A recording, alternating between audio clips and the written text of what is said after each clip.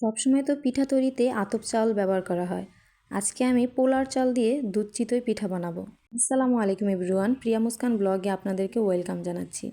আমি পোলার চালটাকে 4-5 ঘন্টা ভিজিয়ে রেখেছিলাম। এখন আমি এটাকে ভালো করে ধুয়ে নিচ্ছি। ধোয়া হয়ে গেলে অনেকে পাটায় আপনারা বাটতে পারেন, আমি ব্লেন্ডারে বেটে নিয়েছি।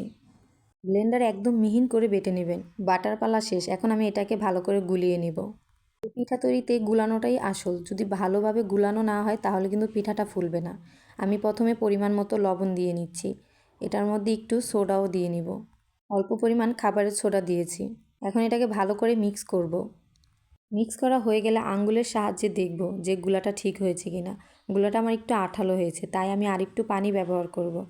একদম আঠালো হওয়া যাবে না, পানিও হওয়া যাবে না। এখন আমি কড়াই গরম করতে দিয়ে দিয়েছি। কখনই পোলার চাল দিয়ে পিঠা বানাইনি, আজকে ফার্স্ট পিঠা বানালাম, জানি না কেমন হবে। কিন্তু পরবর্তীতে খুলে দেখি যে মাশাল্লাহ, পিঠাটা অনেক সুন্দর করেই ফুলেছে। এই যে দেখুন কত সুন্দর হয়েছে। এদিকে আম্মু পিঠা বানাচ্ছে আর ওইদিকে আব্বু নারিকেল ভাঙছে। আর এইদিকে আমি কারেন্টের চুলায় দুধ বসিয়ে দিয়েছি। দুধটা গ্রাম থেকে আনা হয়েছে, খাঁটি গরুর দুধ। দুধটা বলক আসার পর 5-10 মিনিট গরম করার পর নামিয়ে ফেলবো। তারপর আমি গুড়টাকে ভেঙে কিছু পরিমাণ পানি আর পরিমাণ মতো লবণ দিয়ে গুড়টাকে গলিয়ে নিচ্ছি। গলানো হয়ে গেলে এই গরম গুড়ের পানিটার মধ্যেই আমি পিঠাগুলো এক এক করে ছেড়ে দেব। গরম গরম ছাড়লে পিঠাটা অনেক নরম হবে।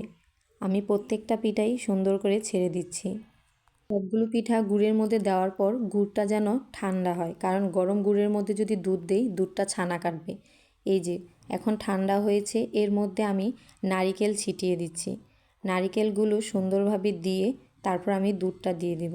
এতে করে ছানা কাটবে না, না হলে অনেক পিঠাই আছে দুধ আর গুড় একসাথে দিলে ছানা কেটে যায়। এখন আমি অল্প অল্প করে দুধটাকে ঢেলে সবগুলোর সাথে মিক্স করে নেব। খাঁটি গরুর দুধ বলে কথা, দেখুন বেশি কিন্তু একটা জাল দেইনি আমি। কত মোটা করে সর বসেছে। আমি সরটা উঠিয়ে রেখেছি, পুরাটা সরই আমি উঠিয়ে রেখেছি। এটাকে একটু চিনি দিয়ে খেলে খুব মজা লাগে, মালাইয়ের মতো লাগে এই সরটা। আর এদিকে আমি পিঠাটা যেন না ভাঙে সেদিকে খেয়াল রেখে দুধ আর গুড়ের পানিটাকে ভালোভাবে মিক্স করছি। এই পিঠাটা খেতে খুবই মজা। এখন এই পিঠাটাকে সারা রাত ভিজিয়ে রাখবেন, দেখবেন সকাল হলে খেতে খুবই ভালো লাগবে। শীতকাল আসলেই আমাদের এই পিঠাটা অনেক খাওয়া হয়।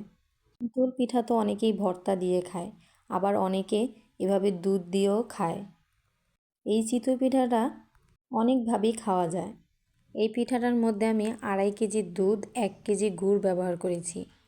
গুড়টা খেজুরের গুড় নেওয়ার চেষ্টা করবেন, তাহলে পিঠাটা খেতে আরও বেশি ভালো লাগবে। দেখুন সকালবেলা পিঠা কতটা সফট আর নরম হয়েছে।